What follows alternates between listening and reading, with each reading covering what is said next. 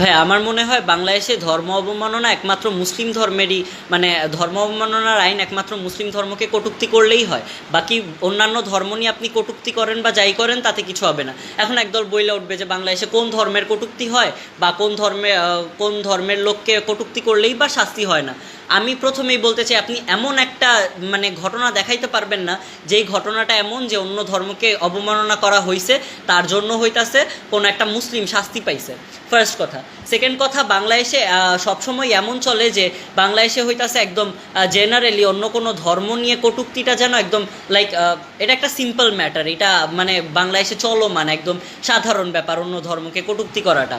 সেটা কেমন, আপনি ওয়াজ মাহফিলের দিকে যদি তাকান, ওয়াজ মাহফিলে দেখবেন শুরু হয় ধর্ম অবমাননা দিয়ে, শেষও হয় ধর্ম মানে সমালোচনা দিয়ে, এরকম একটা ব্যাপার। শুধু তাই না, বাংলাদেশই একমাত্র জায়গা যেখানে হইতাছে হিন্দু হিন্দু তুলসী পাতা, হিন্দুরা খায় গরুর মাথা শুনতে শুনতে হিন্দুরা বড় হয়। শুধু তাই না, বৌদ্ধদের নাস্তিক নাস্তিক নাস্তিক নাস্তিক বলতে বলতে তারা হইতাছে নাচে লাফায়।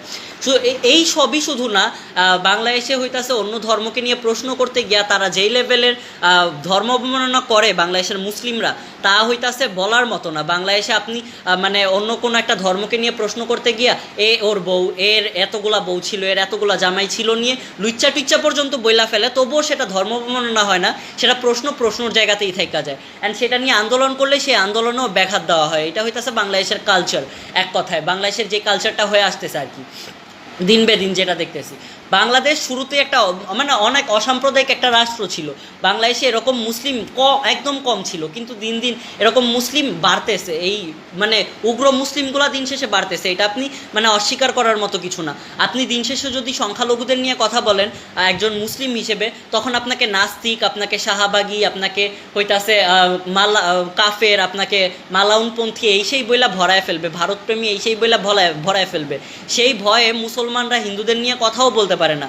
বাংলাদেশে এত লেভেলের উগ্র মুসলিম বাড়ছে, অ্যান্ড এগুলো নিয়ে কথা বলতে গেলেও মব অ্যাটাক হবে, আপনার হইতাছে মানে বাড়িঘর ভাঙচুর হবে, এই সেই হবে। শুধু তাই না, আপনি ইসকন চুদি বইলা হইতাছে এই সেই কইরা হইতাছে আপনি বৈষ্ণবদের নিয়ে কথা বলেন, আপনি হইতাছে শুধু তাই না, আপনি মানে প্রশ্ন করতে গিয়ে এই কৃষ্ণকে নিয়ে কথা বলেন, বিষ্ণুকে নিয়ে কথা বলেন, দুর্গাকে নিয়ে কথা বলেন, কালী ল্যাংটা থাকে, এইসব কথা পর্যন্ত আপনি বলতে পারেন। আর দিন শেষে নবীজির 9 জন স্ত্রী ছিল, 11 জন স্ত্রী ছিল, এই কয়েকজন স্ত্রী ছিল, এই লাইনটা বলতে গিয়েও হইতাছে কয়েকজন মবের শিকার হয়। এটা একদম বাস্তবিক সত্য, আপনি অস্বীকার করতে পারবেন না। তাই আমি মনে করি বাংলাদেশে একদম সঠিক আইনটা বসানো উচিত বাংলাদেশে, নয়তো দেখবেন বাংলাদেশটা হইতাছে উগ্র মুসলিমদের হাতে গিয়ে বাংলাদেশটা পুরো ধ্বংস হয়ে যাইতাছে।